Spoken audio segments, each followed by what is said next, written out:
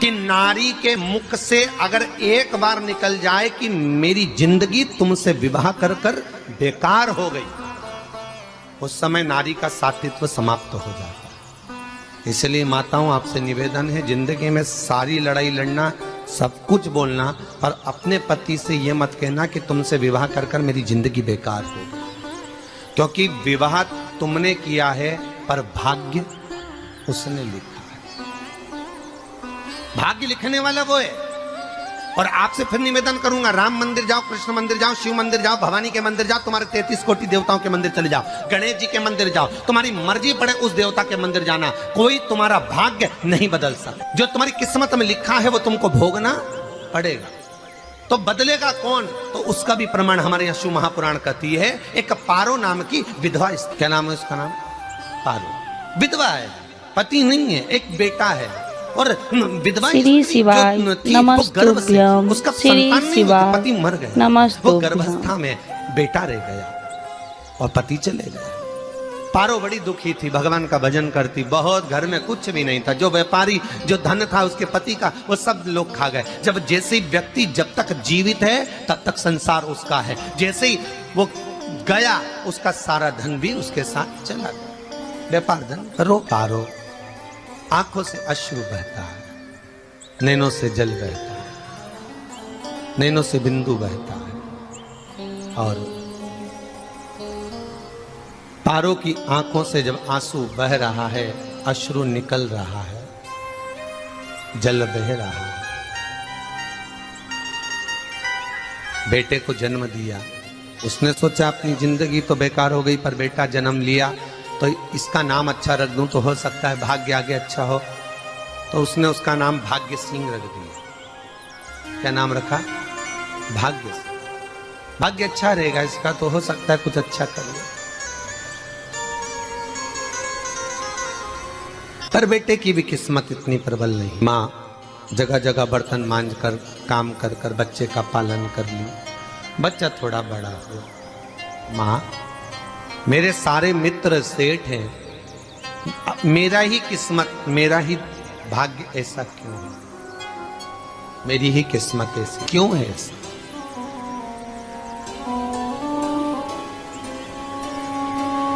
माँ, मेरी किस्मत में इतना दुख क्यों लिखा है? माँ, भोजन तक हमको समय पर नहीं मिलता, हमारा भाग्य ऐसा क्यों है? माँ, हमारी किस्मत ऐसी क्यों है? माँ कहती है, बेटा जो ललाट पर लिखा उसे कौन टाल सका। माँ बच्चों को समझाती है, माँ बच्चों को कहती है, धीरे धीरे समय निकलता है।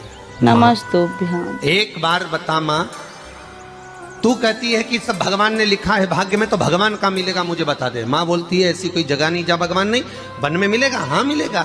माँ का कहना मानकर भाग्य सिंह वन में चले गया, और घने जंगल में भाग्य जब गया भाग्य सिंह, और घने जंगल में जब पहुंच गया, ढूंढते ढूंढते ढूंढते ढूंढते ढूंढते तो भी भगवान, तो भगवान की छाया तक नहीं मिली। भगवान की छाया तक। आंखों में जल भर गया, बेहोश होकर गिर गया। शाम का समय था, विष्णु और लक्ष्मी निकल कर जा रहे थे। लक्ष्मी और विष्णु जाते जाते उसको देखकर रूप बदल के उसके पास गए। बेटा, आपका नाम क्या है? हमारा नाम भाग्य सिंह। कहाँ जा रहे हो? भगवान से मिलना है हमको।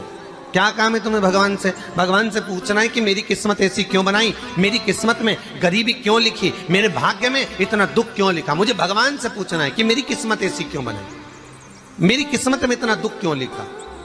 इतनी तो भगवान बोले, ये तो देखो भाग्य भाग्य की बात है, सबके भाग्य में अलग अलग होता है। नहीं, मुझे भगवान से पूछना। तो हुआ क्या? मैं बहुत गरीब हूं, मैं बहुत दुखी हूं, भगवान से प्रार्थना है कि मुझे कुछ मेरी जिंदगी का अच्छा कार्य कर दीजिए। लक्ष्मी जी को दया आ गई, नारायण से बोले, प्रभु इसको कुछ दे दो, थोड़ा सा इसके ऊपर कृपा कर दो। नारायण बोले, इसके भाग्य में नहीं है लक्ष्मी, इसके भाग्य में नहीं है लक्ष्मी। लक्ष्मी, मैं दे भी दूंगा तो इसकी किस्मत में नहीं है। लक्ष्मी कहती है, आपका काम देने का है, आप तो दो। भगवान ने कहा, लक्ष्मी नहीं है भाग्य में, तुम तो दे दो। लक्ष्मी जी के कहने पर नारायण ने उसको एक हीरे का हार दे दिया। ले, ये ले हीरे का हार। वो प्रसन्न हो गया, हीरे का हार मिल गया, और हार लेकर वो चला और चलते चलते उसने सोचा मेरी मम्मी को दूंगा, मेरी माता को दूंगा, माँ बड़ी प्रसन्न हो जाएगी। हीरे का हार लेकर जा रहा था। हार ले जाते उसको रास्ते में इतने में उसको तुरंत उसी समय पर कहीं सोचादि कर्म के लिए जाना पड़ा। उसने सोचा इस हार को इस पत्थर पर रख देता हूं, अभी आऊंगा वापिस इस हार को उठाकर घर लेकर चले जाऊंगा। और सोचादि कर्म के लिए वो चल दिया, गया, हाथ धोकर आया, इतने में एक चील उड़ती उड़ती आई, उसका हार लेकर चली गई। आके रोने लगा, माँ को जाकर कहा, माँ किस्मत तो देख, इतना जोरदार हार मिला था हीरे का, पर भाग्य में नहीं था, नहीं मिला। इतने में वो रोता रोता तुरंत फिर भगवान के पास गया, रोता बिलखता फिर पहुंच गया वन के अंदर। फिर भगवान मिले। भगवान ने पूछा, अब क्या हुआ? प्रभु मेरा हार तो वो हीरे का, मेरा हीरे का हार ले गई चील। भगवान बोले, देख भैया, हम तो तेरे किस्मत में था, वो कर दिया, अब आगे तू एक काम कर, ब्रह्मा जी से जाके मिल। ब्रह्मा जी कहाँ मिलेंगे? श्री शिवाय नमस्तुभ्यम। श्री शिवाय नमस्तुभ्यम। ब्रह्मा जी, मेरे भाग्य में गरीबी लिखी है, कुछ अच्छा कर दीजिए। ब्रह्मा जी कहते हैं, तुम्हारे भाग्य में जो लिखा है वो तुम्हें भोगना पड़ेगा। नहीं नहीं, आप कृपा करो। लक्ष्मी जी ने नारायण से कहा, इसको कुछ कृपा कर दो। तो भगवान ब्रह्मा जी ने कहा, चलो इसका भाग्य बदलने के लिए एक हीरे की अंगूठी दे देता हूं। भगवान ने उसको हीरे की अंगूठी दे दी। अब हीरे की अंगूठी दी, फिर वो लेकर चला। इतना खुश था, अब मुझे हीरे की अंगूठी मिल गई, अब मुझे हीरे की अंगूठी मिल गई। इतना प्रसन्न होकर जा रहा था, इतने में इसको लग गई प्यास। इसने सोचा पानी पी लूं। पानी पीने के लिए इसने मुंह को करा नीचे, जेब में रखी थी अंगूठी, वो पानी में लुढ़क गई। लुढ़कते से एक मछली निगल गई, अंगूठी भी हाथ से। देखिए, कोई कितना भी साथ दे दे, पर भाग्य में अगर सुख लिखा होगा तो वो अपने आप मिलेगा। नहीं, फिर आया, फिर मां से कहा, मां ऐसा हो। माँ ने कहा, चल जाने दे, तू रोज रोज बहाना बना के चले जाता है, दिन भर इधर उधर घूमता रहता है, शाम को आता है और बहाने बना के कहाँ की स्टोरी सुनाता रहता है, ना जाने कहाँ की कहानियां सुनाता रहता है। चल काम पे जा, कुछ काम कर तो भाग्य बदलेगा। नहीं नहीं माँ, मैं सत्य बोल रहा हूँ। नहीं माना, फिर चले गया। नारायण ने कहा, एक काम करो, अब तुम शंकर जी के पास जाओ, शिव जी के पास जाओ। भोलेनाथ जी ने उसको हीरे की पोटली दे दी। वो हीरे की पोटली ले जाकर अब की बार सोचा कहीं रुकूंगा ही नहीं, सीधे घर गया। मम्मी को याद करा, माँ नहीं थी। उसने एक लोटे के अंदर हीरे रख दिए, मैं माता को ढूंढ के आता हूँ। माँ को ढूंढने गए, इसमें चोर घुस गए घर के अंदर, लोटा ही ले गए हीरे। फिर आके देखा, फिर माँ ने कहा, फिर बहाने बनाया तूने, फिर स्टोरी सुने, फिर कहानी सुने। माँ, मैं सत्य कह रहा हूं, सत्य। आखिरी में हार गया। फिर भगवान विष्णु और ब्रह्मा ने एक ही बात कही, तू शंकर के मंदिर की चौखट पर जा। वहां क्या करना पड़ेगा मुझे? कुछ मत करना, केवल उसकी चौखट पर जाकर उसका दीदार करना, उसका दर्शन करना। उससे क्या होगा? भगवान विष्णु और ब्रह्मा कहते हैं, 33 कोटि देवताओं के पास जाएगा तो कुछ नहीं होने वाला, पर शंकर के दरवाजे पर भाग्य देवी रोज प्रतिदिन झाड़ू लगाती है।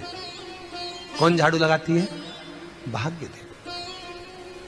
आपसे निवेदन है, बहुत सुंदर कथा, इससे समझना कि विष्णु, ब्रह्मा, राम, कृष्ण आदि 33 कोटि देवताओं के पास तुम चले जाओ, कोई तुम्हारा भाग्य नहीं बदल सकता। हाँ, अगर भाग्य देवी का तुम स्मरण करो, किसी मंदिर में जाना तो ये भगवान से कहना, भगवान लक्ष्मी दो। भगवान से लक्ष्मी मत मांगना, भगवान से कहना मेरा भाग्य ऐसा कर दो, या भाग्य देवी की कृपा मुझ पर बरसा दो, जिससे मेरा भाग्य बदल जाए, कुछ अच्छा हो जाए मेरी जिंदगी में। तो जाके शंकर के मंदिर के बाहर खड़े हो, भाग्य देवी मां झाड़ू लगाती है, भाग्य देवी उनकी चौखट पर बैठी रहती है। तू जा, उससे क्या होगा? बस देवता तो तेरी जिंदगी बदलने के लिए कब से इंतजार कर रहे हैं, पर तेरा भाग्य नहीं बदल पा रहा। तेरा भाग्य बदलेगी तो भाग्य देवी ही गया। शिव मंदिर के दरवाजे पर जाकर खड़ा हो जाता, भीड़ होती तो दरवाजे से दर्शन कर लेता, बाबा से नयन मिलाता, रोज प्रतिदिन जाता। एक दिन शंकर जी ने भाग्य देवी से कहा, देवी इसका भाग्य बदल दो। देवी कहती है, भोलेनाथ इसकी किस्मत में ब्रह्मा जी ने यही लिखा है दुख, इसकी किस्मत में ठोकरें खाना ही लिखा है। भाग्य देवी तुम मेरे दरवाजे की झाड़ू लगाती हो, आज इसके भाग्य की झाड़ू लगाइए। भाग्य देवी ने कहा भोलेनाथ आप कह रहे हो। श्री शिवाय नमस्तुभ्यम, श्री शिवाय नमस्तुभ्यम।